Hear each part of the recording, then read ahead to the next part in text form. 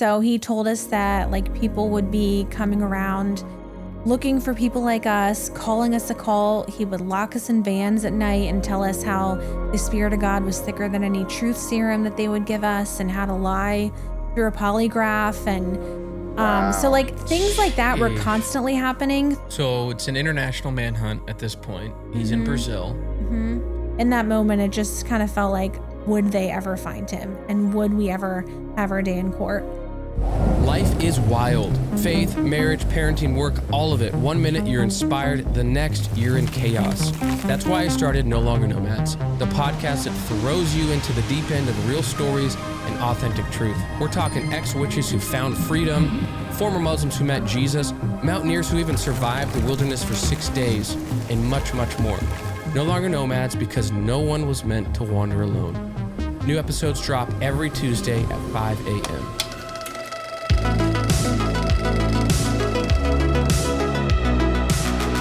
What's up, everyone? Welcome back to the show, No Longer Nomads. I'm your host, Josh Doyle. This is part 2 of the incredible story of Lindsay Tornambe.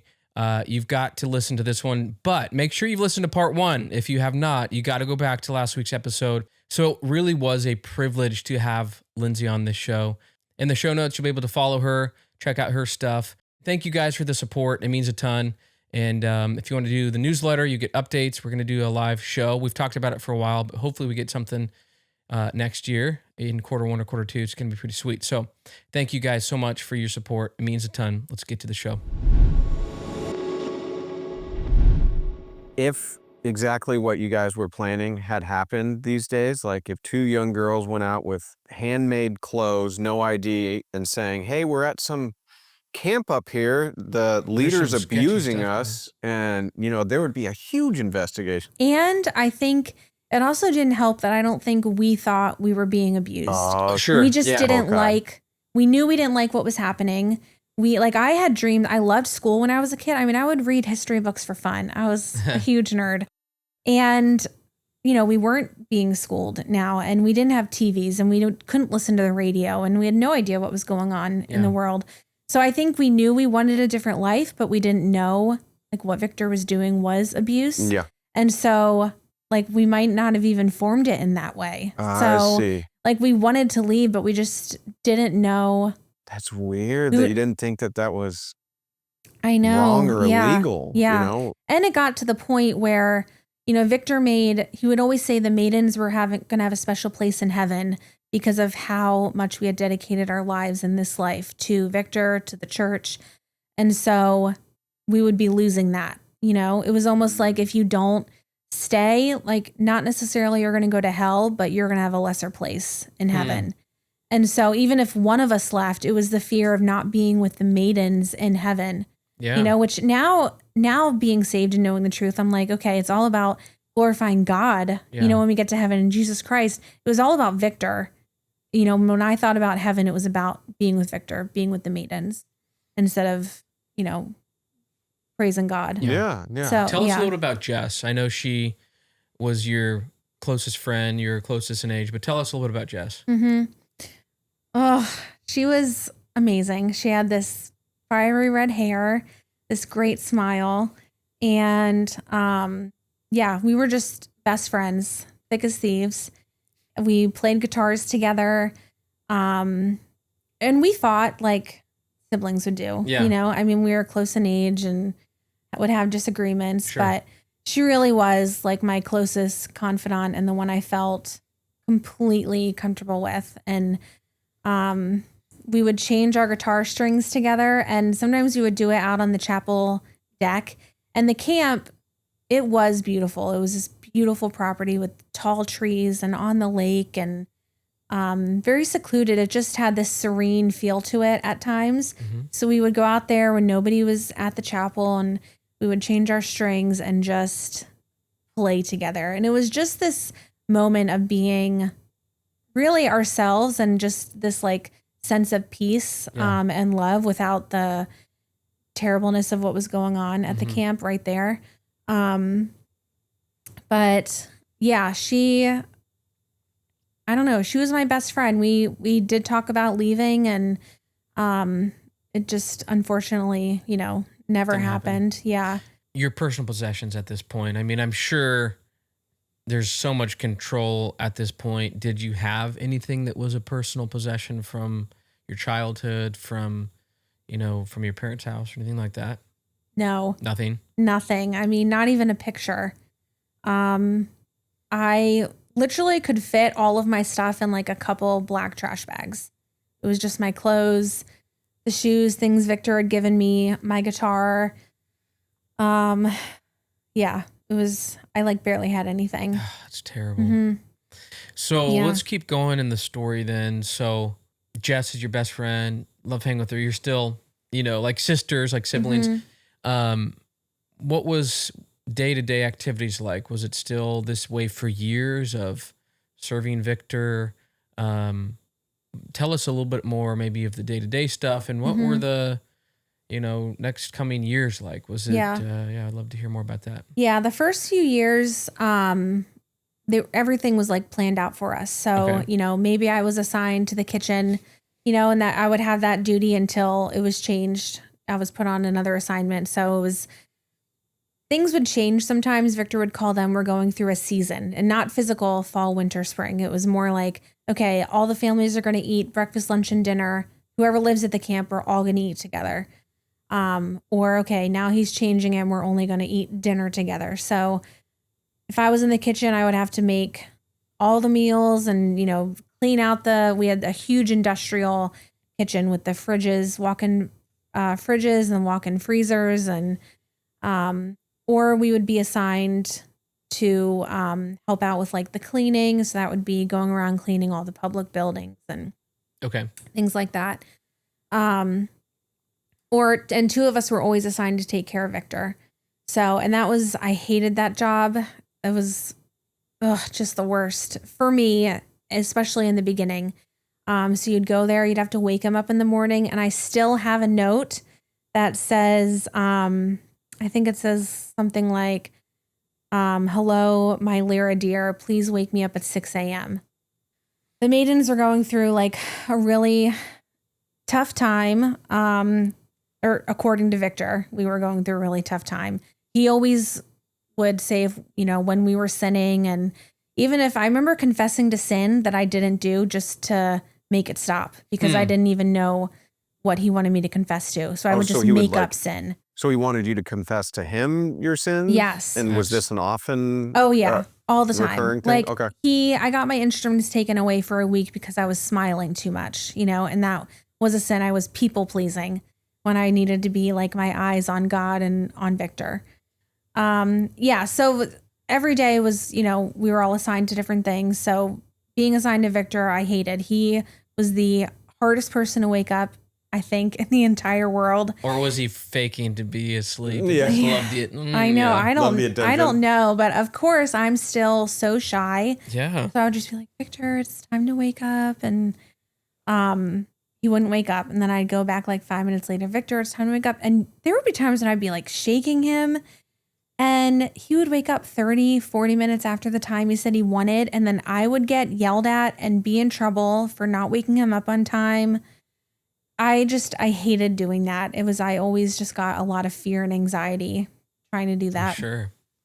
And then we had to pick out his clothes for him, like help him in the shower, turn the water on for him, hand him his towel, put lotion on his legs, like everything for him. Yes, everything. While the other person is out there making his breakfast, which I hated. Anything, I guess, related to him in the beginning, I hated doing. So I was like, oh my gosh, what if I overcook the eggs? Or I remember breaking the coffee pot at one point because I was so scared and I accidentally hit it against the sink and it broke. And, just all those like little things. It was living in a constant state of, I guess, flight or fight, just constant panic and stress all the time.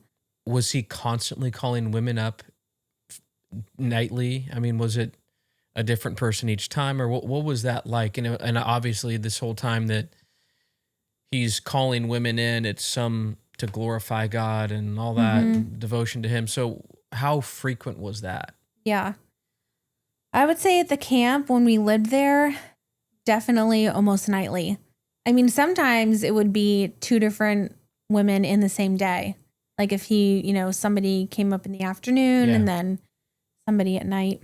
But it still wasn't spoken about No. then with the Maidens. You think the other ones knew what was going on, but yeah. Yeah. At It this was point, actually probably so. never spoken.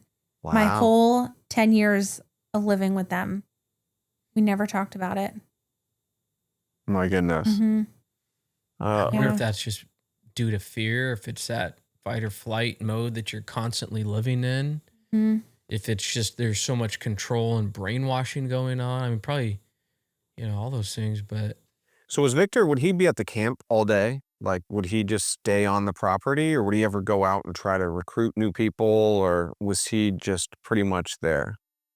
At this point, we weren't really recruiting anyone, but sometimes he would go to the other properties. Okay. Where the other believers were living. So, and then sometimes he would just stay at the camp. I think in those early years, he was at the camp a lot, because we were new and just kind of like navigating life. And he'd be working on teachings, or people would come to the camp for meetings with him. Wow. So this kind of shifting jobs and everything and responsibilities, and the years just start going by. Is that right? Were there any big changes or anything big that happened following that? I mean, there were always changes going on. People were constantly moving, I think, between like the twigs, and sometimes, like, for example, when September 11th happened in 2001. Yeah. I didn't see images of that until 2010. So I just knew what Victor told us. And I had never been to New York, so I didn't know even what the Twin Towers. Yeah. I probably saw them in Home Alone, but didn't really know that that's what they were.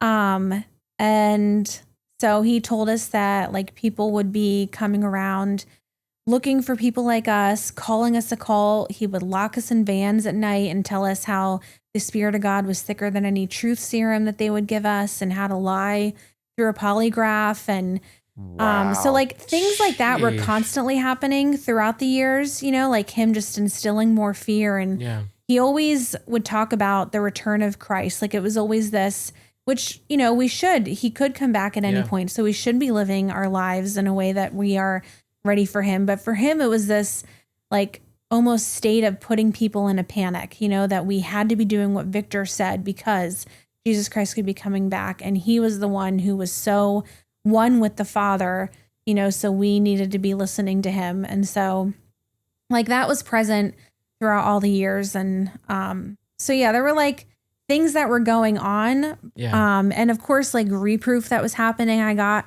even somebody who's out now, he was like, yeah, Lindsay, you were constantly getting like in trouble in front of everyone. Like at one point he made it a requirement that I share at every meal because I had clammed up so much.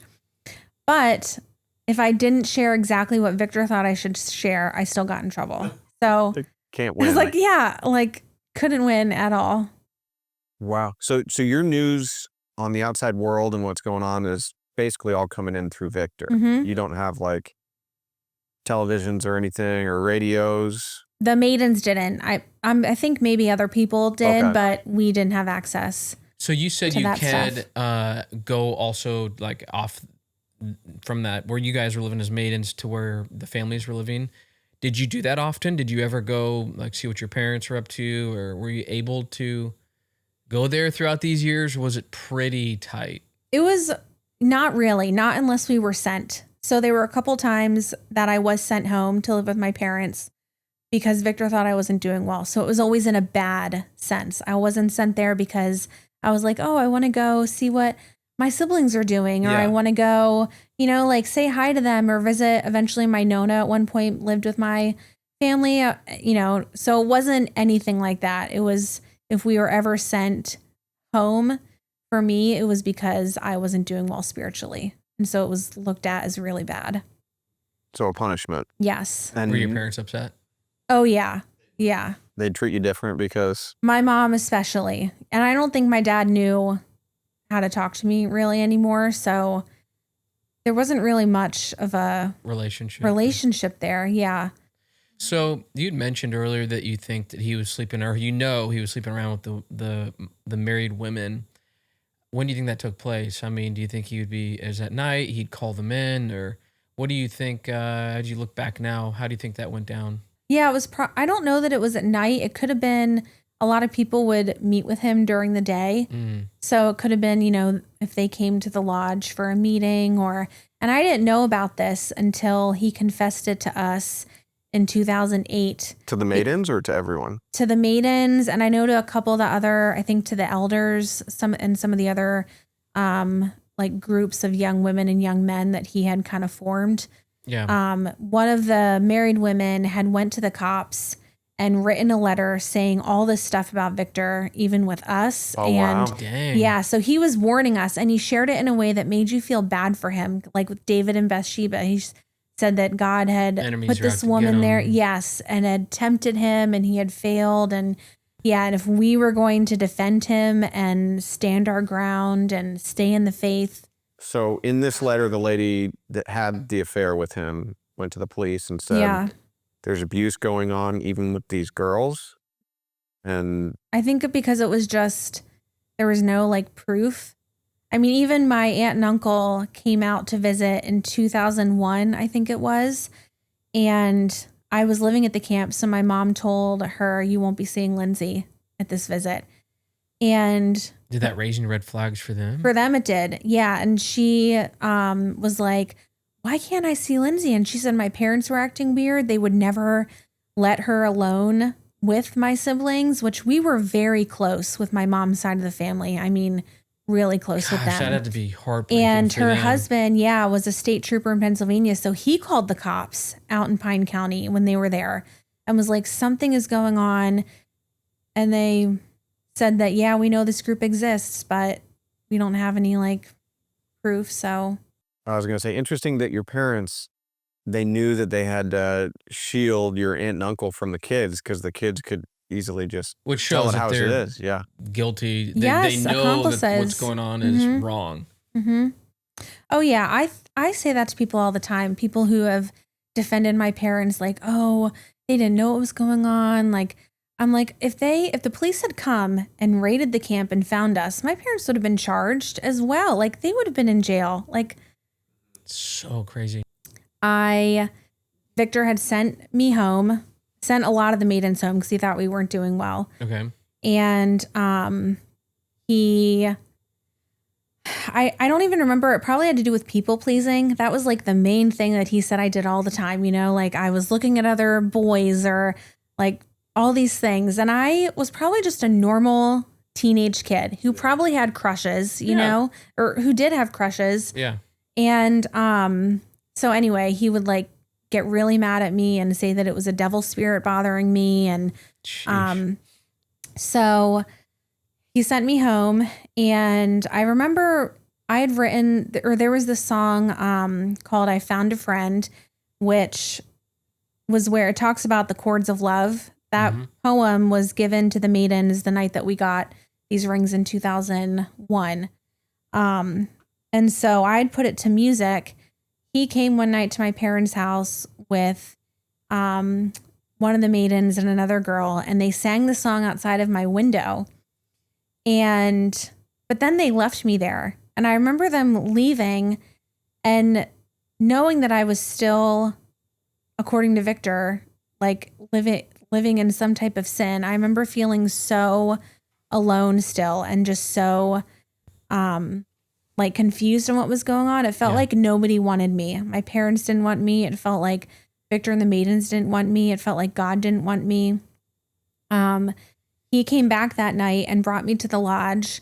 And I remember I confessed like all this sin to him. And I don't exactly remember what I said because I know that I made like all of it up because I just felt like I needed to end this and, be closer to him again. And he said that I, was forgiven. He brought me back to my parents' house that day.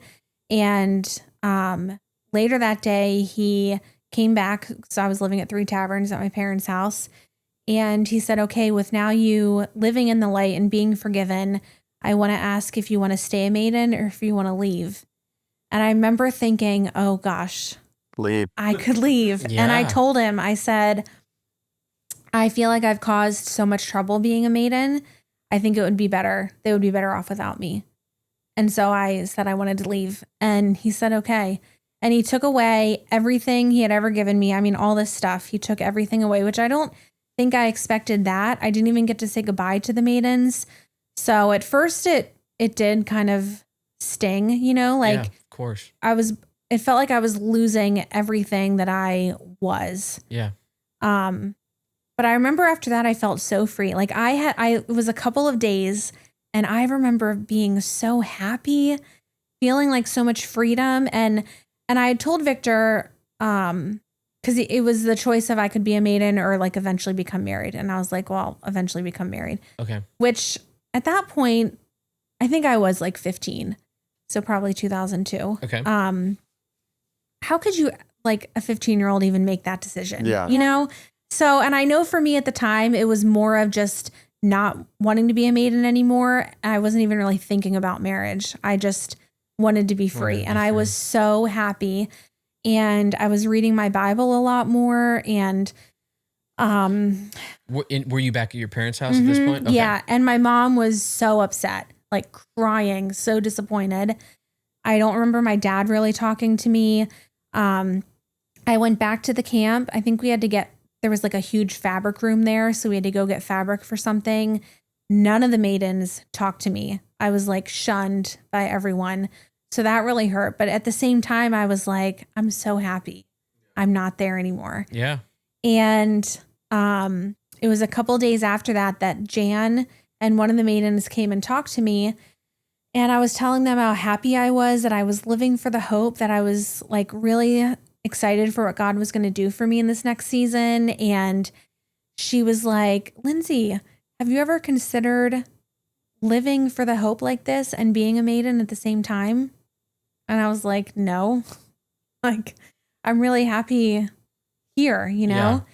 And we were at fellowship that night at my parents' house, and they got a call to come to the camp and to bring me with them.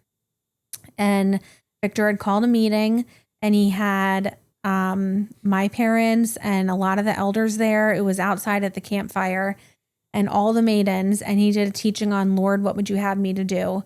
And said that if any of the youth wanted to stay in the ministry, that they had to ask that question, Lord, what would you have me to do? And it wasn't about what we wanted. And so he then asked all the Maidens if we would stay in our commitments, including me. And at that point, again, he was saying, Lord, what would you have me to do? But it was really Victor. What would you have me to do?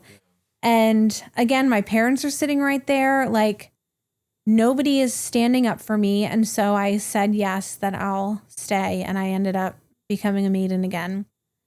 No. Did that feel like you were going completely backwards? Yeah. It just felt like any attempt I made was going to land me right back.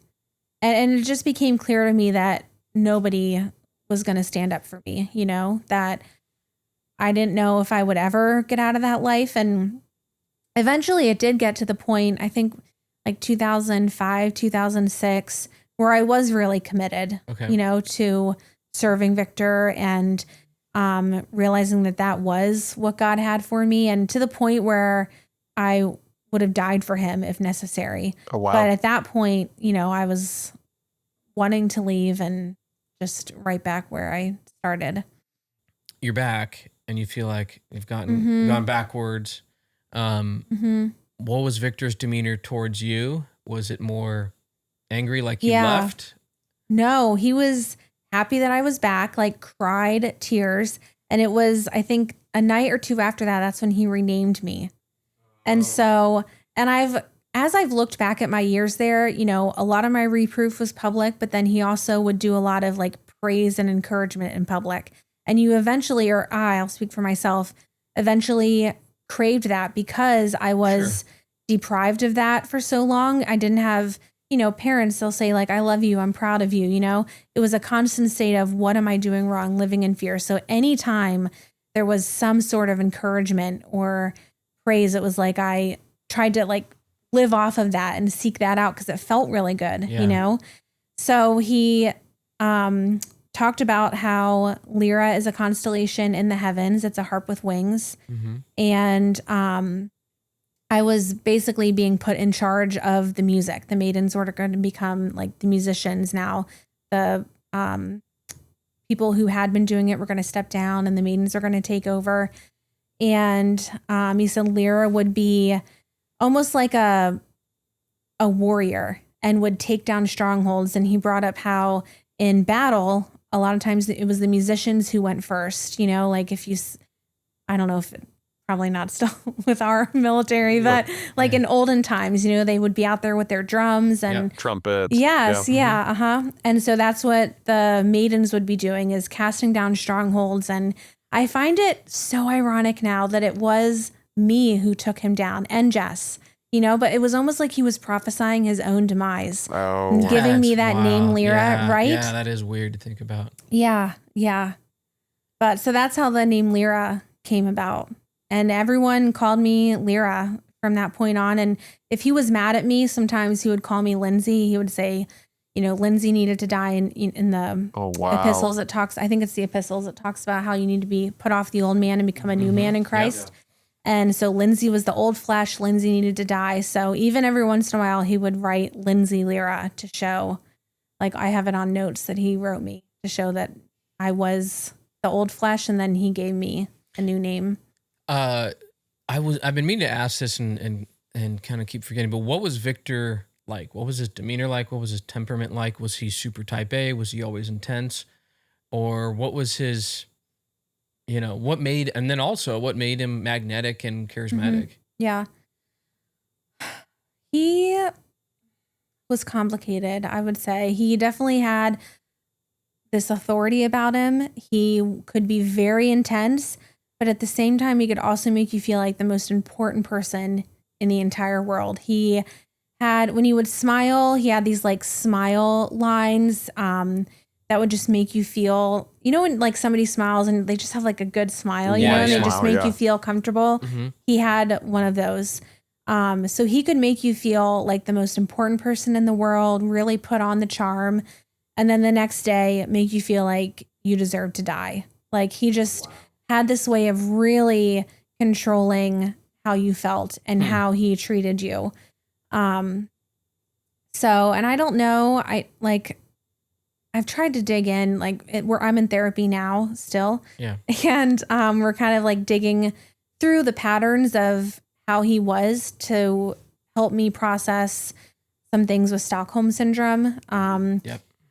And so I know that he, like his mother, I believe, was diagnosed with schizophrenia. He had to take care of his sisters. And so like, I don't really know if that attributed to how he viewed women, you know, as sort of like, maybe he despised them in a way because he was put into that position so young.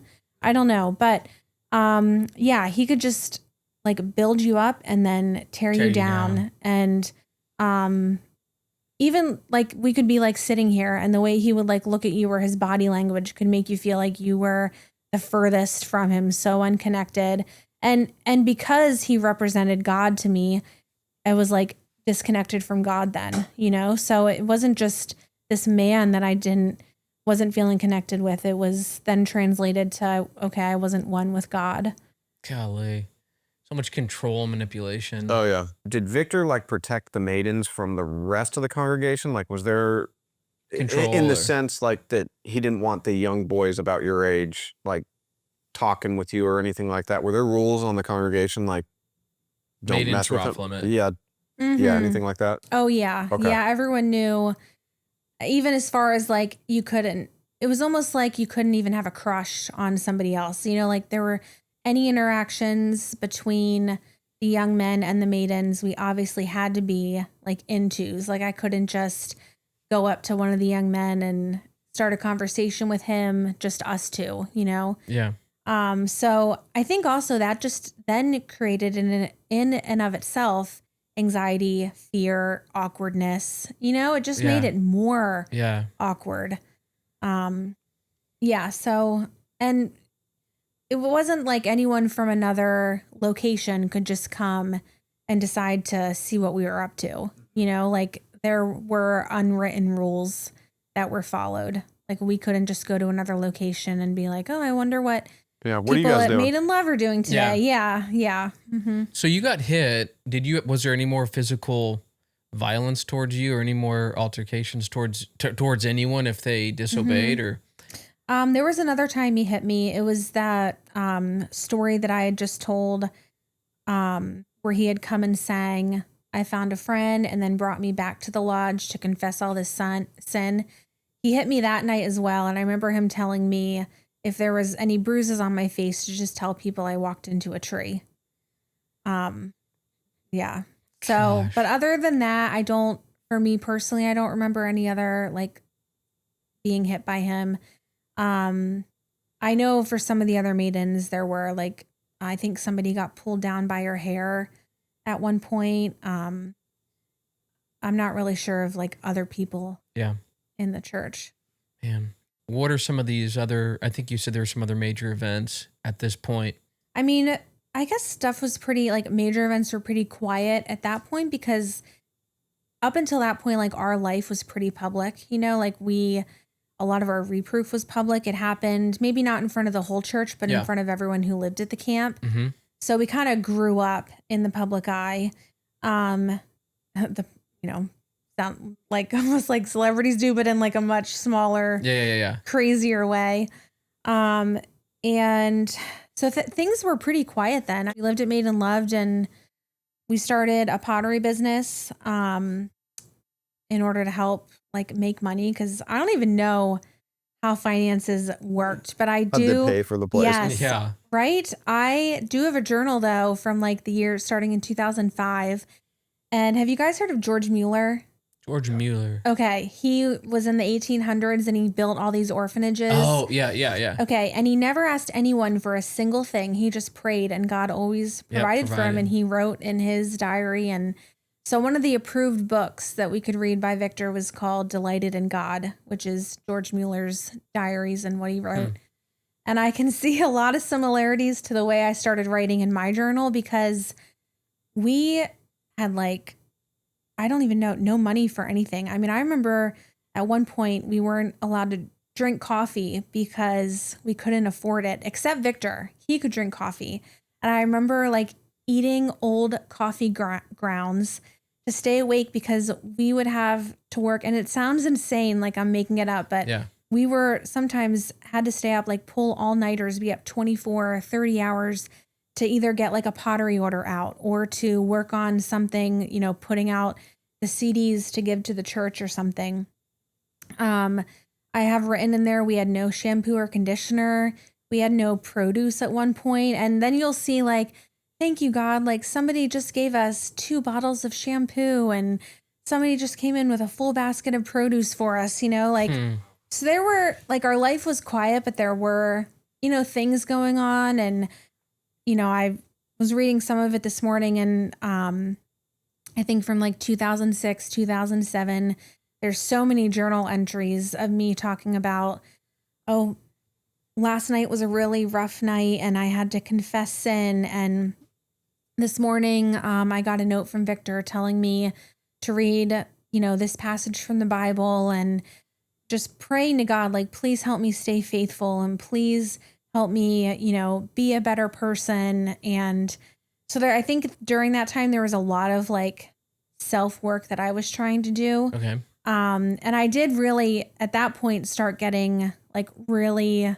committed to staying in the Maidens and protecting Victor and knowing that if I had to die for him, it would be the greatest honor. And it was all tied to like the more we dedicate ourselves in this life to God, to Victor, the greater place in heaven we're going to have, you know? Sure. So that was like my motivation for it too, which is, it's all works. Like it's nothing to do with, no, because Christ died for me. That's why, you know, it had nothing, wasn't that at all.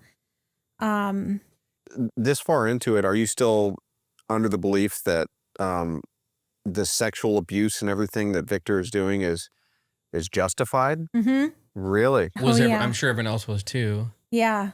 I mean, yeah, we didn't talk about it, but yeah. Oh, absolutely. I mean, I thought it was still God's love for me and what God had ordained for my life. And I didn't even think of it as abuse or rape. Wow. Yeah.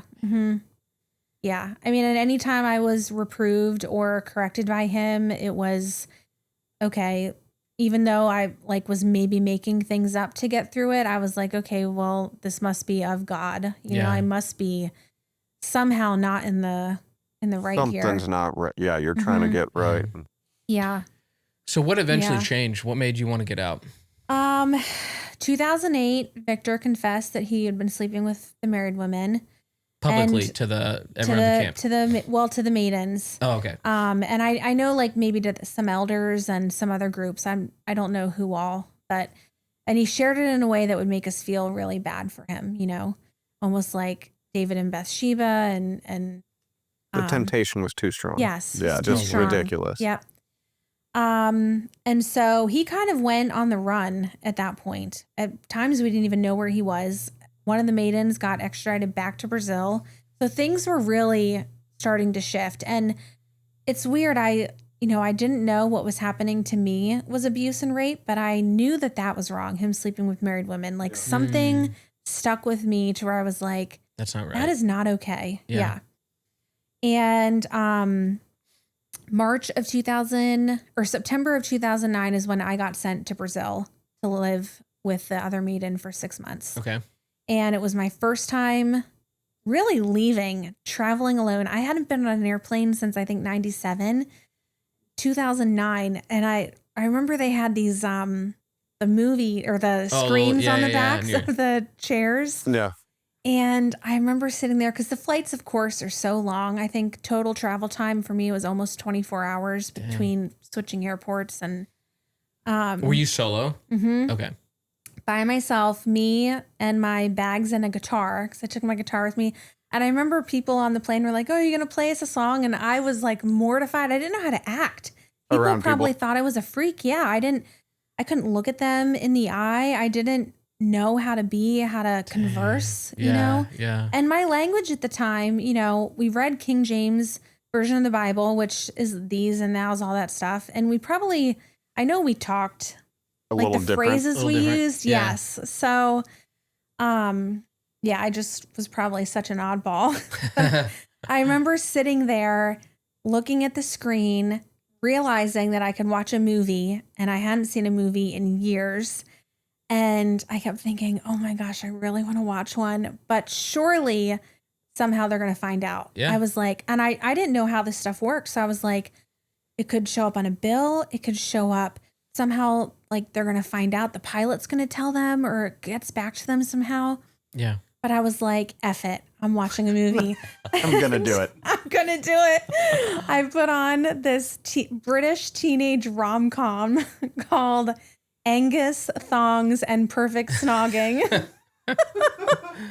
It was just like about this British teenage girl who had they went to private school, had a crush on these other teenage boys, you know, their classmates. And I think he ended up asking her to the dance, you know, just like we have here in the US. And I loved it. I thought it was like such a great movie. And then it ended and I was like, okay, that's enough.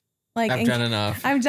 I've sinned, Lord. If they find out, I'm already in so much trouble. I get to Brazil, and at that point, the Maidens, everyone, because Victor had kind of gone on the run, he had decided we should settle out in Washington State. So they were packing up everything in Minnesota and moving to Spokane, Washington. So that was happening. Was she in trouble with the law at this point? I guess like the church. The church and probably some of the men. Probably, yeah. Things had really started to split up. Okay. Mm-hmm. Yeah. So you're in Brazil. I'm in Brazil. He's on the run. He's on the run. Everyone is packing up to move to Spokane, Washington to restart out there. And being in Brazil, it was like my first taste of, okay, there's life outside of the cult, you know, I mean, and I didn't think of it as a cult then either, out of the church. And it was like culture shock. I mean, yes, I was in another country and it was, I mean, you could really tell it was third world. I mean, people living in garbage bags and just a lot of stuff that I was not accustomed to seeing in my tiny little world out there in Minnesota.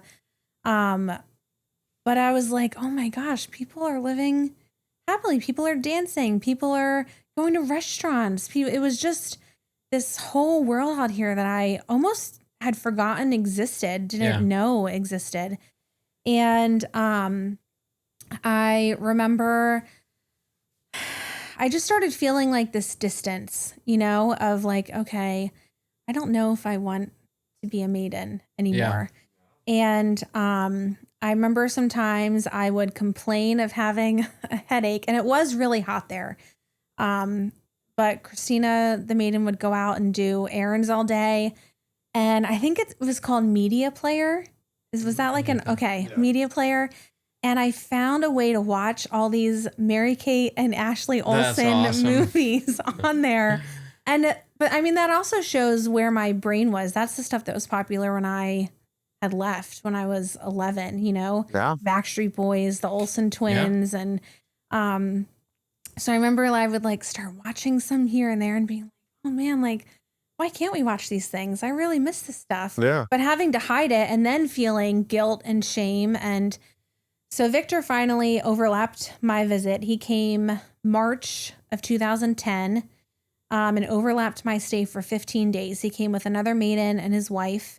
And I remember putting myself deliberately in a position to where he would never be able to have sex with me. Okay. Like I did not. You were done with that. I did not want to have sex with him. I was just really distant from him. I felt really just like anxious and shy again and not outgoing towards him.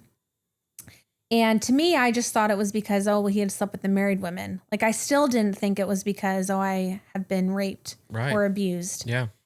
And so me and his wife flew back to Washington State together, March of 2010. And at that point, the Maidens had started a cleaning company called Let It Shine Services. We were going door to door to promote our business. So going in people's houses. And I remember hearing the Titanic theme song at one point. And I had seen that when it came out when I was 10. Inappropriate, like too young of an age. But I'm thinking, oh my gosh, like I remember this song. Yeah. And then seeing like people's family pictures on the walls and books of their like places they've traveled to. And it just I kept thinking, why can't I do this stuff? Like, what is keeping me here, you know? And it was me and kind of like the leader of the Maidens, Jan's oldest daughter. Mm-hmm. We were sitting watching March of the Penguins. One day we both weren't feeling well. It was one of the approved shows we could watch, this documentary that Morgan Freeman does the voice. And I had not planned it. I just looked at her and said, I don't want to be a maiden anymore. I want to leave. And I think it shocked her. She was like, what are you talking about? And I was like, I don't agree with Victor sleeping with the married women, and I don't want to be a maiden anymore. And then it started this whole thing that she called her mom over. And of course, Victor's in Brazil. So I think looking back, maybe that helped me. I was like, okay, I won't have him. He was gone. He was gone. And of course, they started in, you must not love God anymore. And if you leave, you're going to forget your first love. First love meaning Victor. And they got Victor on the phone. And I just told him, I was like, I don't want to live here anymore. I want to go back to Pennsylvania. Yeah. And so they called my parents and asked if I could move in with them. And of course they said yes. And when I told Jan that I didn't agree with Victor sleeping with the married women, her response was, well, the blood of the Lamb covers all sin, and you just need to forgive Victor. Mm-hmm. Which was a common theme growing up. Well, the blood of the Lamb covers all sin, so you could just keep living in sin and living in sin. It's okay. But it would cover their sin, yours, not yours. Exactly. Yeah, his, but yours. He can hold it over you. And yeah. Man. So somehow, I still don't know how I did it. Somehow I stayed strong, and it happened fast. I mean, within a few days, my stuff was packed. I said goodbye to the Maidens. I gave a couple of them things that had meant a lot to me. Were they upset with you for leaving? I don't think upset with me. They were sad. Okay. Yeah. And I think sad because, when Jess left, in 2008, I hated her when she left. One, because I was like, wow, she left me here. She did it. Two, I was like, okay, well, she's not going to be in heaven with us, you know? Oh, wow. So it made me feel sad for them too, because her place in heaven was not going to be with me anymore. How did Jess leave? Did she, same thing, just say she didn't want to? Mm-hmm. Okay. Yeah, said she wanted to leave and eventually get married, which I think we always use that as an excuse to say we wanted to leave. So yeah, they gave me $500, put me on a train, the Amtrak, and I took it all the way from Washington State to 30th Street Station in Philadelphia. It took 3 days.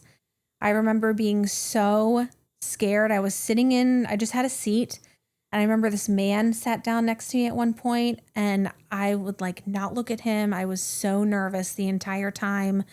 The conductor was pointing out all these historical places. Like I think we went through the Badlands, and oh wow. I would not get up from my seat unless I had to go to the bathroom. I was just really scared. And my parents picked me up from 30th Street Station, and yeah, I moved in with them for a little bit. Were they disappointed? Was your mom probably? Yeah. Oh gosh. I think my mom probably detested me.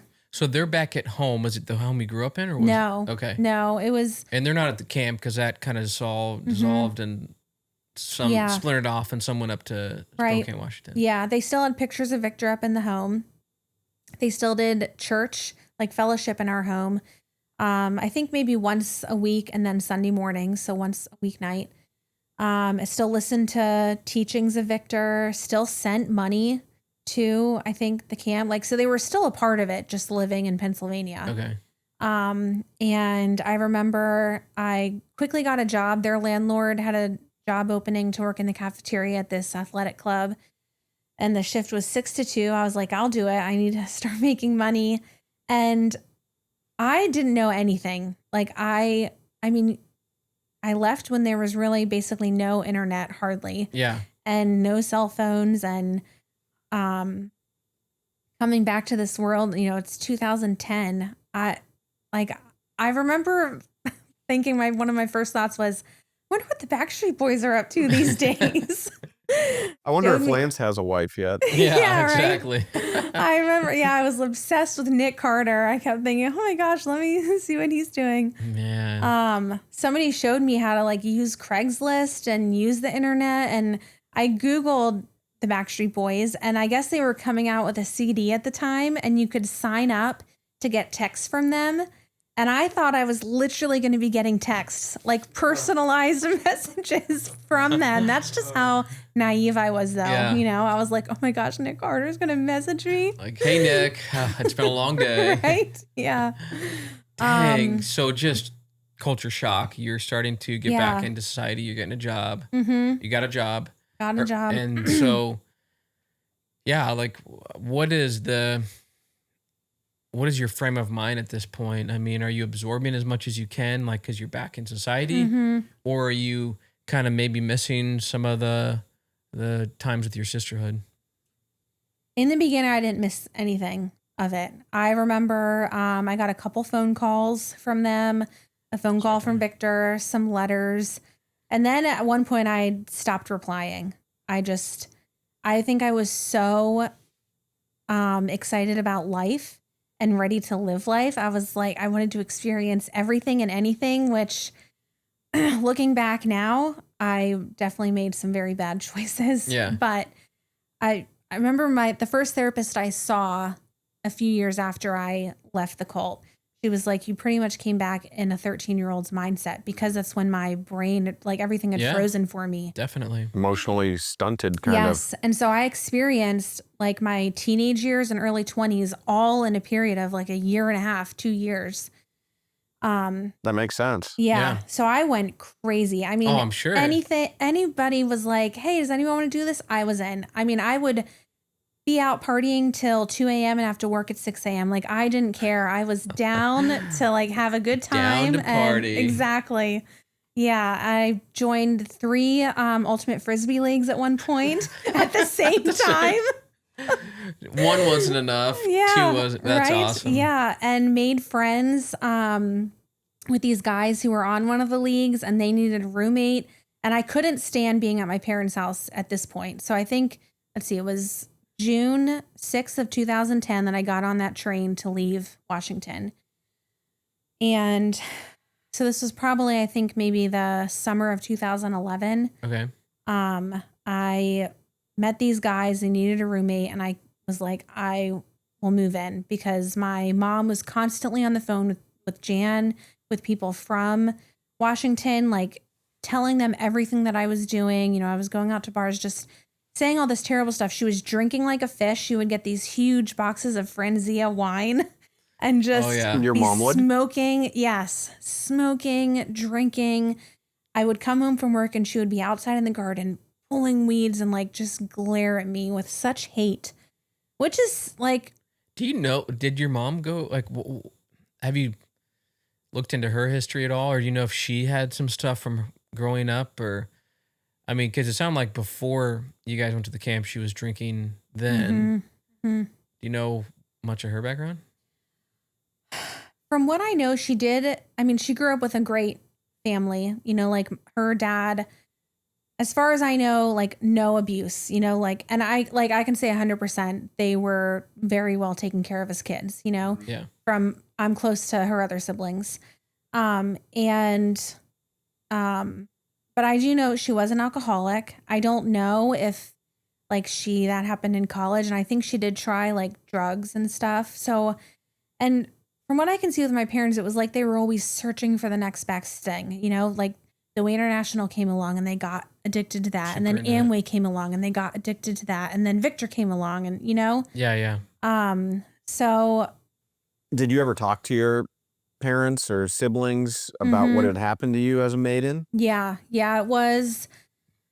So I was out for a year and a half before I realized what had happened. I was at a New Year's Eve party with my cousin and her friends. This was, I think it was like December or January 1st of 2012. Okay. And they were all talking about their high school experiences, their college experiences. And for some reason in that moment, I was like, I don't have any of that. Like it was all taken away from me. And I asked to talk to her and one of her friends, and we went into the room and I started just saying what had happened. And she was the one, she's like, Lindsay, you were raped. Do you even know what that word means? And I was like, no, I don't. Like she had to explain to me what had happened to me. And she's like, if you are okay, I think you should talk to my dad and stepmom and we should talk to them and see if you want to report this to the police. So that's when that all happened, was January of 2012. And I eventually called the police out in Pine County, Minnesota. Okay. I asked Jess if she wanted to do this with me. She's like, absolutely. So that's so you got in touch with her? Yes. Oh, yeah. Did you guys Awesome. hang out at all? She lived in Wisconsin. Okay. So we hung out a few times during the when we had to go and present evidence in Pine County and then for the hearing. But yeah, we reconnected and started like, we're doing this together. So then it was the summer of 2012. I went back to my parents' house. Okay. And I tried to tell my mom at one point something what had happened. And she's like, whatever you have to say, you can tell your dad. I don't want to hear it. 2 weeks later, I go back and try to tell both of them again what happened. And my mom walks away from me. We are out in the driveway, goes back into the house. One of my sisters is screaming at me, telling me I don't know what I'm talking about. And I go back into the house and I tell my mom, I was like, this man raped me since I was 13 years old. You know, like sobbing to her, don't you have anything to say? Like, this is what he did to me. And she looked at me with such like ice in her eyes and said, I know a lot of bad things happen, but Victor is a man of God and I'm going to follow him. And I looked at her and I walked out. I didn't talk to her again. And shortly after that, her and two of my siblings moved out to Washington, left my dad. I think she left him divorce papers. And at that point, my dad did say he would help me, you know, whatever I needed. But then the FBI got involved and he kind of backed out from wanting to help. He was. Your dad. Did he get cold feet? You think, or was he? Yeah, maybe. Maybe he thought like he could be charged or.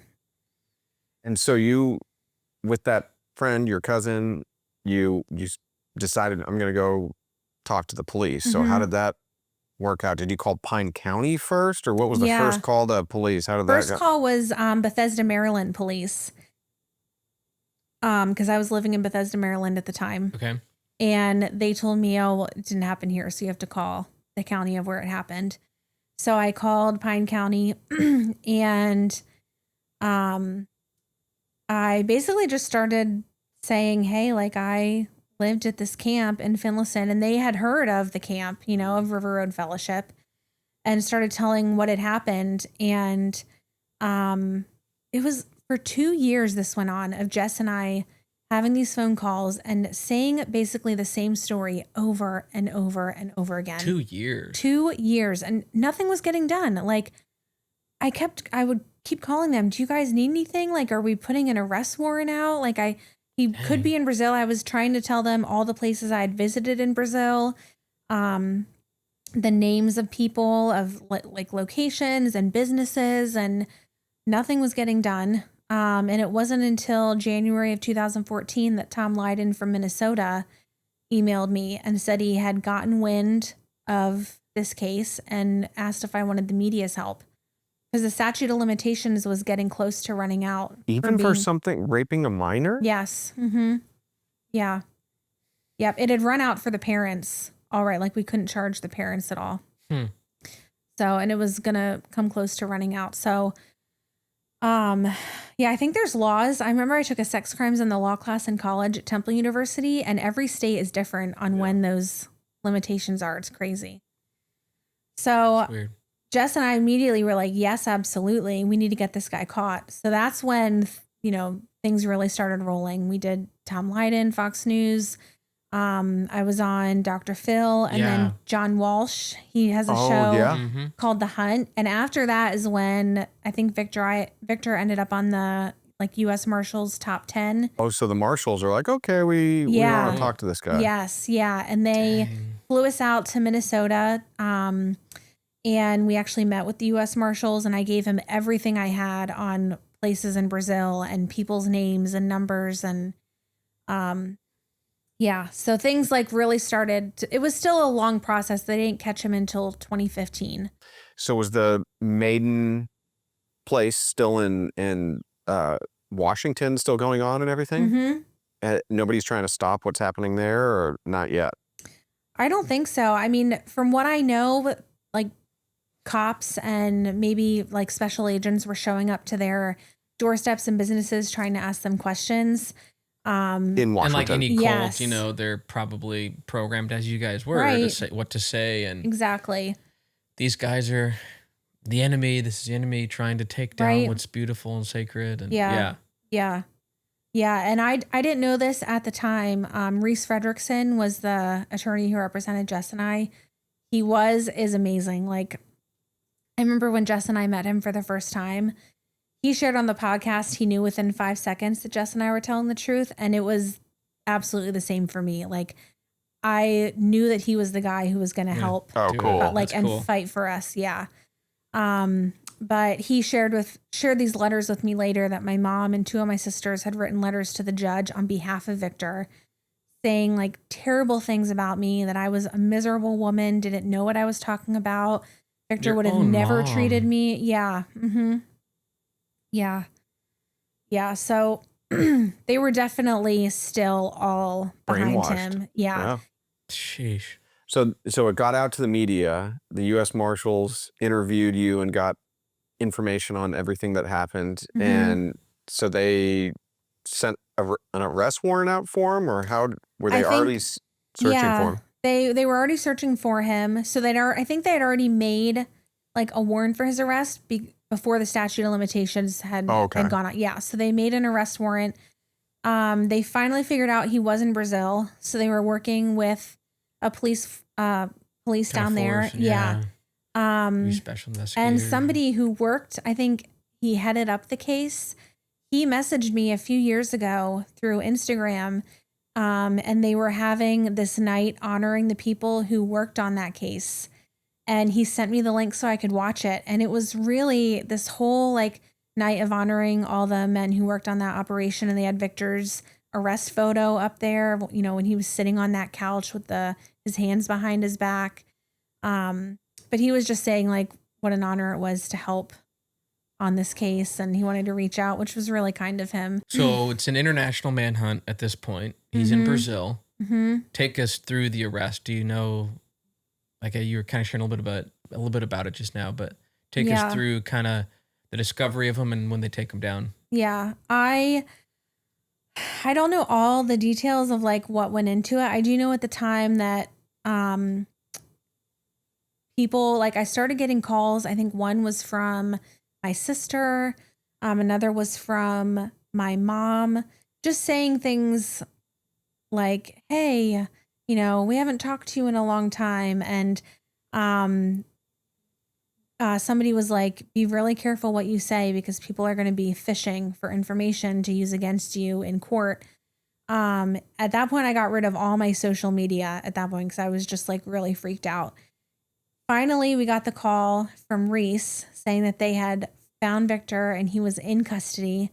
I couldn't believe it. I remember being like just in a state of shock, like, oh my gosh, this is actually happening. You know, because from 2012 to 2015, that it just felt like a very long time. Oh, yeah. I mean, in the grand scheme of your life, it's a short amount of time. But in that moment, it just kind of felt like, would they ever find him? And would we ever have our day in court?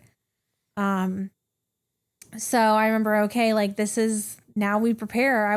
Jess and I were ready to go to trial. Like we were up for anything. And the extradition process took a little while because he was in a Brazilian prison. I forget how many months, but he finally got extradited to the US. Okay. And we ended up having the hearing. What were his charges? He was charged with 59 counts of child sexual abuse. He only pled guilty to 2. Yeah, and there were way more than that. Was that for you and Jess? Yeah, that was like, that number was so low. There were way more than that over the 10 years. Oh, I'm sure, yeah.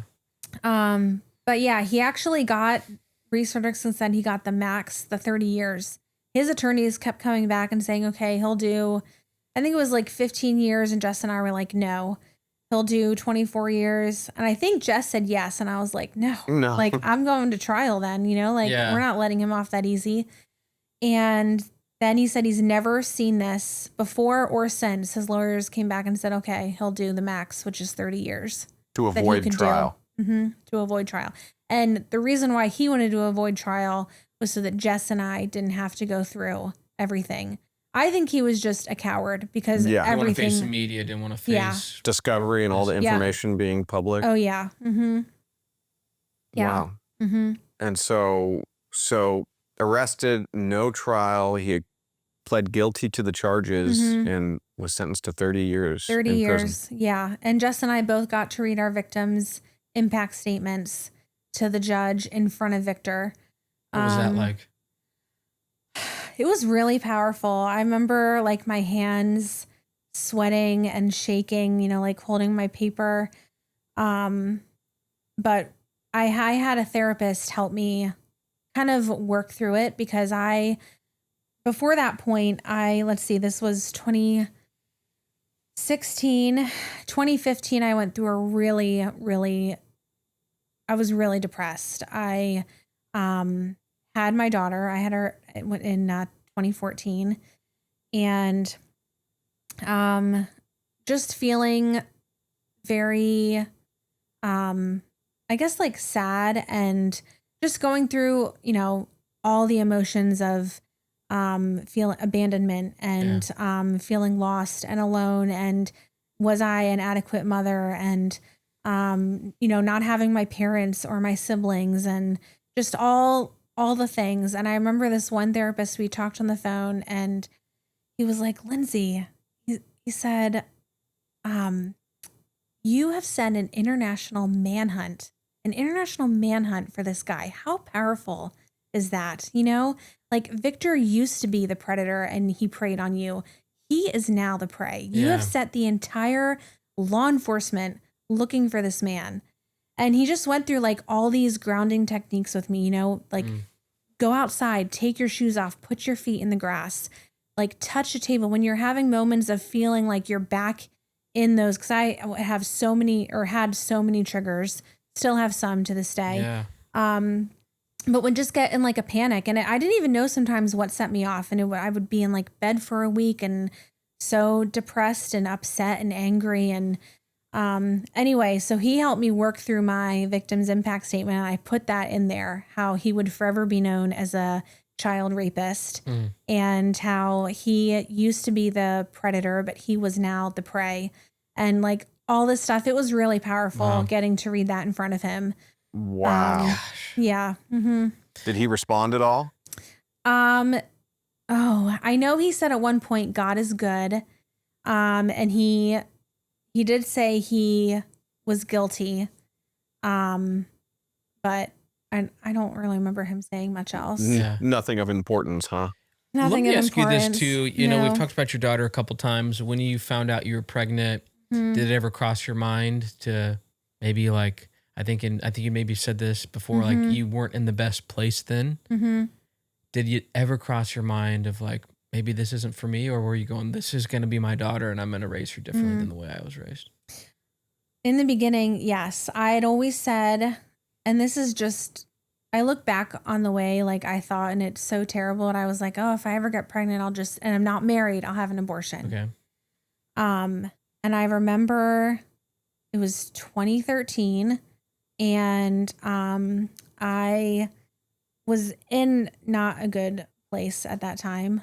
Cutting like just, I didn't want to kill myself, but I felt like I needed to feel pain because I felt so numb to everything that had happened to me. Yeah. And so I would take a sewing needle and just rip my skin open on my wrists, not to where they would like bleed profusely, but I just needed to feel some type of physical pain because I was in so much internal pain. Yeah.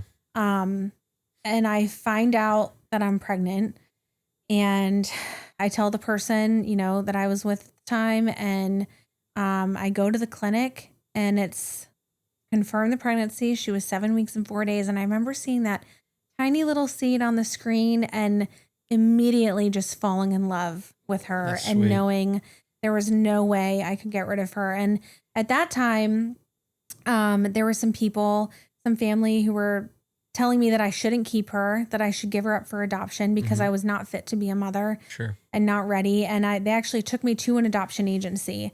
And I remember looking through, they have all these books there of the families who want to adopt, showing their adventures, how they'll raise the child, their extended family.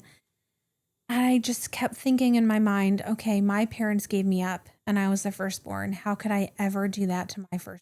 Yeah.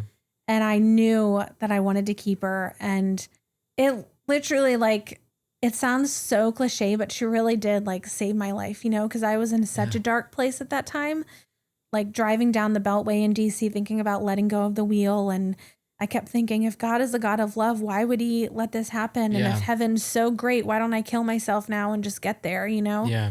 And she gave me something to live for. Yeah. And she's... I'm sure you look back and could not imagine life without her. Ugh, you know, I mean, no. Like if they take you to that adoption agency, and what a completely different life you'd have if you didn't have her. Yeah. Yeah, absolutely. That's just it's a very fitting end though for something like this, for him who spent his whole life grooming, you know, young girls and manipulating their parents and everybody, that it was the will of the Lord. Like that is so twisted and evil. So evil. And it's heartbreaking to hear how your mom and siblings had sided with him. But that's got to feel good though, to know that you were the one, that you and your best buddy were the ones that took him down, right? No, yeah. Is he still in prison? He's still in prison. He went back to court and argued it down to 24 years. And his release date is now his release date is now 2031, which he would have only served, I think, 15 years. Is that good behavior or something? Or why is it so low? I think most prisoners with good behavior, they only serve a third of their sentence. Mm-hmm. So is he in like protective custody because of what he did though? Like, is he in a special wing? So he was in Gen Pop. He requested to be in Gen Pop, and then somebody came and beat him up. Good. But then he got actually moved out of Minnesota. So I don't even know where he is. I've called his, what do you call it? The person who's parole officer. Yeah. Or something. Yeah. Cause I was like, I feel like I have a right to know what state he's, they won't give me any information. What's like his health status? Like, is he still, how old is he? Semi-functioning or like, is there going to be threat? I mean, that's 6 years that. I don't think there's going to be threat. I'm not scared about it. The last I did hear, the person who beat him up got him pretty good. So I don't know, like mentally, if how together he is. Any idea on the other maidens? What happened to them? Jess, unfortunately, in 2020, took her own life. No. Yeah, she. So sorry to hear that. Yeah. After the hearing and everything, I tried to reach out to her a number of times, and just never really heard back from her. And I think at the time and even now, I was just like, okay, she needed to move on for her own mental health and peace. And unfortunately, I was part of that moving on. Yeah. So that 2020, she ended up taking her own life, which I don't think I've ever cried that hard. I mean, it was like screaming, like wailing. I was so sad. You go through things in life and generally you can find people, whether it's even like domestic abuse or things, you'll find a group of people who have been through, you can relate, they're like, oh yeah, my ex did that too. Or, parenting things. It's been hard to find, you don't find many people who have been through this. And so having Jess was amazing because we could relate in so many ways, even though we did experience different things there to some extent. So losing her was really difficult. The other maidens, I've talked to a couple of them here and there. And I actually got to see one of them when I visited Washington a couple of years ago. It was the first time we had seen each other since 2010. Dang. Seeing her again, I don't know. It was time had definitely passed, but in a sense, I was like, oh, this is the same beautiful smile. Yes, that I had known and loved. But it did become apparent, like as we were talking there, like she just wants to move on in her life and she's married. And I understand we all heal. We all have our own journey in that way. So I'm not like faulting anyone. Yeah. I think because I talk about it and I want to bring awareness to this subject, and especially when Jess passed, I was like, I'll never let people forget what happened. We are just on such different paths there. And so it was I think it would be hard to be in each other's lives. We haven't really talked since then, which I think for me was disappointing. I went into that almost with this delusional thinking like, oh my gosh, we'll meet. And then maybe if it goes well, we'll plan a vacation together, or we'll, we'll go plan a trip to a winery, or it just, unfortunately, I don't think would ever happen. Yeah. So, what's the status with your family now? Where's your dad, your mom, your siblings? Do you have any contact with them? My dad and mom, the last time I talked to them was January of 2022. Okay. And, I think at that point I couldn't say that I was forgiving them, but I wanted to almost give them like a peace of mind. So I told them both on the phone that I used to wish they were dead, used to wish that they were in jail, that I have scars on my wrist from everything that they'd allowed to happen to me. And but as a parent now, I wanted to give them peace knowing that I was okay. Yeah. And I wanted to wish them well, but also make it clear that we'll never have a relationship. They'll never know my daughter. That was the last we spoke. And My mom has since passed. She passed July of 2024. Okay. She had a widowmaker's heart attack and passed away. My dad has since remarried. Okay. And lives in Pennsylvania. And my siblings, I've talked to my youngest sister here and there. But my other ones, we don't really have a relationship. I did reach out to the sister who's right after me. Yeah. Back just this June. And I said, I was kind of realizing in therapy that you've never really heard my story from me. It's only been from what the media said or what other people have told you. And I, said, I'm coming out with this podcast and I would really appreciate it if you would listen. And after you do, if you'd like to, I'd be open to talking. And I never heard from her. So, yeah. Man. Sorry to hear that. I'm so sorry everything you've been through. And I mean, I think a common theme is like the tattoo you got, perseverance. And you persevered through so much. And it is pretty wild. Like your therapist said, you did bring down an entire cult. And it wasn't just young women that were, that there was a wool over their eyes, but families, full families, 150 plus people. And it was you and Jess that took that down. And I mean, it's just a remarkable story. I'm so sorry for all you went through. And it shows just how tough you are that, you're able to even get yourself through college as well. Is that right? Yeah. How did that happen? I mean, did you pull a job and you have a daughter at this point through college as well? So yep, I have. One example as well that you're setting for your daughter as well. Yeah. She continually asks, oh, can I listen to the podcast, Mom? I'm here for you. You can tell me anything.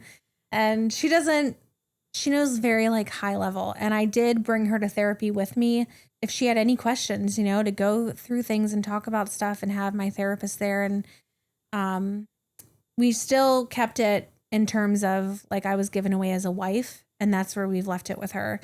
Because I didn't want to give her like images that she couldn't handle, you know, and that was enough for her, for her 11-year-old brain. Yeah. She's fine with that. And, but yeah, every once in a while I'm like, man, when she does get old enough, like she's going to be like, wow. Yeah. You have I did bring, beat so much. Frankie wrote this for me. This was after, so 2023, I ended up going back to church and getting saved. But she wrote this card to me. She said, "Dear Mom, thank you for taking me to church and praying every night over us. I was so happy when I saw you get baptized. I'm sorry that when you were a kid, you didn't hear the way the Bible goes. I hope this life is so much better. I love you so much. Love, Frankie." Oh my so goodness. sweet. That I is know. so sweet. And she constantly, like even for Mother's Day, like wrote this wonderful thing, how I love how you believe in me and encourage me. And like, she's constantly leaving me little notes and building me up. And what a blessing. I know. So cute. What a blessing. I know. Man. Yeah. I would love to hear a little bit about, why you chose with everything you're going through back to like, I mean, people that maybe don't have a walk with the Lord or they're like organized religion again. Why would you jump back into this? Yeah. I know. Yes. I rejected God. I think it was like 13 years when I left the cult. I did not want him in my life. I was very confused on everything that had happened, obviously. And there were people along the way who would try to get me to go or say, well, don't you believe in the blood of the Lamb anymore? And I felt like even when I would go like to a Catholic church and hear mass, every time they would read from the Bible, all I could hear was Victor's voice. It was so triggering. And I eventually tried the whole like self-love and astrology and reading. I remember I got this book called, I forget what it was called, but it said the acronym for which was Woman in Total Control of Herself. And at the time I was like, okay, like I like that. Like I'm in control of what happens and where I go from here. But I never felt satisfied. Like I still always felt empty. Yeah. And then my daughter Frankie starts asking questions. Well, I see some kids praying. Why don't we pray? You know, she was probably 6. I remember we were driving down the highway and she says, if a mom has a baby and the baby dies and the mom gets pregnant again, is that God sending the mom another baby? Just questions that I was like, I don't know how to answer this. Okay, I don't want to put what I went through on her. You know, if she wants to go to church, I want to support that. Absolutely. So we moved to Texas. Of course, there's churches everywhere. Bible Belt, right? Yeah. And I ended up meeting these friends who live in our apartment complex, or these people. We weren't friends yet. And they have kids around the same age as my daughter, and they start playing. And they just had this light about them that I was like, wow, I want to be their friends. I want to be around them. Coming to find out, they are Christians. They don't hide it. But they never pressure me. They never say anything about coming to church, coming to Bible study. They just were genuinely there for me and my daughter. And I shared with the mom one night what I had gone through, and it just like deepened our friendship, you know, but still I was not wanting to go to church. They never invited me. And we're sitting there one night after dinner and I look at her and I was like, you know, this is going to come out really strange, but thank you for never inviting me to church. And she starts crying and she says, Lindsay, when I heard your story, I went home and just wept because the God that I know is not the God that was preached to you. Yeah. And I think somewhere I was starting to get curious, you know, like, you know, God is just, seeds were being planted along the way. And it kind of opened up the door. We started talking. Her husband used to be a pastor. And so they invited us to stay for devotions that night. And I was like, yeah, why not? They sing a hymn. They don't know that I know the hymn, but I know this hymn really well. It was when we grew up singing.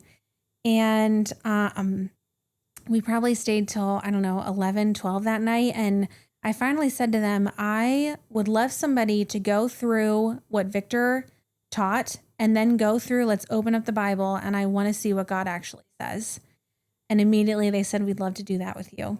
Wow. And I went home that night and I still had my King James version of the Bible. It was the companion Bible Victor had given me. And I went home and I got it out. I hadn't gotten it out in years, and opened it up.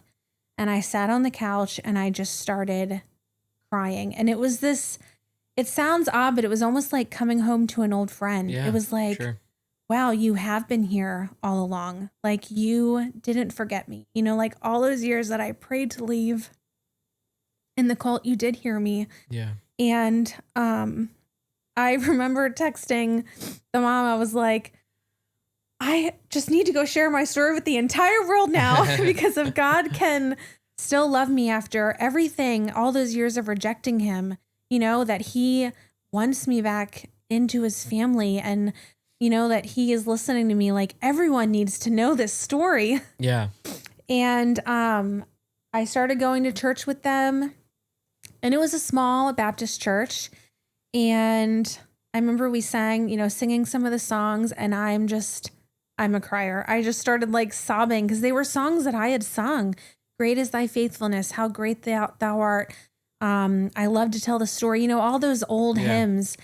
And the mom reaches over and just grabs my hand. And it was just still like an overwhelming sense of, oh my gosh, like my eyes were just opened, you know, to see that that wasn't God. That was Victor. That was a man. We live in a cursed world, you know? And I decided to give my life to Christ, and I ended up getting baptized. And that's when my daughter wrote me the note, and it's been just so life-changing and absolutely so freeing. And, you know, I probably will never know the fullness of why I had to go through what I did until that day. But now I look at it and I'm like, if I don't use it to hopefully bring one person to Christ, to bring glory to God, then what am I doing with my life? You know, like now I can relate to people who have been through such horrific abuse, who have been manipulated and treated so poorly, whether it's sexual abuse, domestic abuse, verbal abuse, church abuse, you know? And the difference is that Victor took, yes, he read from the Bible, but he twisted it all for his gain. Yeah. It was never pointed towards Christ and what he did on the cross for us so that we could live free. And so it's just been like such a 180 in our lives. And I now am in the choir at our church, which is almost like redeeming that part for me. And that's amazing. Mm-hmm. Golly. Tom, anything you want to say kind of as we wrap this up?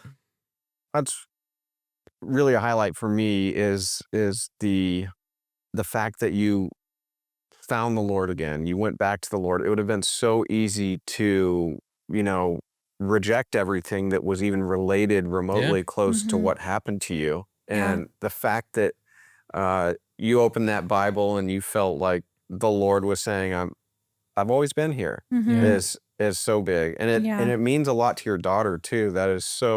That's just so sweet, that letter she wrote you. I know. But yeah, I think that your story, without a doubt, is going to resonate with all sorts of people that you don't even, you can't even fathom right now, that aren't necessarily dealing with the same thing or went through anything close to that. But there's so many parallels to pain and abuse and suffering. And your tattoo, perseverance, you certainly persevered through that and then came through stronger on the other side, and an advocate for those that can't speak for themselves. Like when you were younger, you didn't even know what to or how to speak. So I pray that this gets out in front of many, many people and that they can, that lives are changed. And I'm sure many have already. Well, and it really is an honor to have you on the show and to hear your story and being so open and vulnerable. And thank you so much for all that. And is there anything else you want to share? Anything else you want to say? I think one thing when I first got out and people were saying, come back to church, I think at times I felt that they were almost saying like, oh, well, once you give your life to God, all your problems are going to go away, And I think it is important for people who have been through stuff to know that, I mean, yes, miracles happen, but we still generally have to process and work through all this stuff. And there's no shame or guilt in that. And like therapy has been a huge part of my journey, which I'm so thankful I found an amazing Christian therapist who was just walking right next to me through all of this. And so I think whenever I do share that I've gone back to the church, I also just like to say that there are still moments of grief and moments that are really hard, and that's okay. You know, like it's okay to feel them. For so long, I wasn't allowed to feel my emotions. And so it's really important now to just walk through that and to know that God is there even in those valleys, that he, even if I'm having a rough day or a rough week, like he is there right next to me, helping me. And, he's going to do that with all of you too. I love that. Let me ask you one more final question. And what encouragement would you give to someone if they're listening up to this point and they're going, I'm really going through something really hard right now and just feel like I want to give up? What would you say to them? I would say not to give up. I would say one thing that helped me in the past that somebody told me about, you don't have to be excited about like, oh, what are you going to do in the next 10 years? You just have to get through the next 15 minutes. You have to get through the next day. Be curious about tomorrow. And I would also encourage therapy. Like, people will be like, what have you looked for in a therapist? And I mean, there are certain things. One, I wanted to see a Christian therapist, but then also I would put in somebody who had experience with abandonment, knowledge on abandonment issues with child sexual abuse. That was really important. And then also just, if you have a Bible, reading the Bible, the Psalms, there's so many Psalms in there that I think are so great, of where David is just crying out to the Lord for help. And then you see how God just fills his soul. Awesome. And guys, thank you for listening to this episode of No Longer Nomads. We release episodes every Tuesday at 5 a.m. And what a incredible episode this was. We just hope that it encourages you. If it does, pass it on to someone that may need to hear this. And so if this show brings hope to one person, it's worth it. But share if there's people that the Lord puts on your mind, share it with them. And we just thank you guys for tuning into this episode. And we'll see you next time.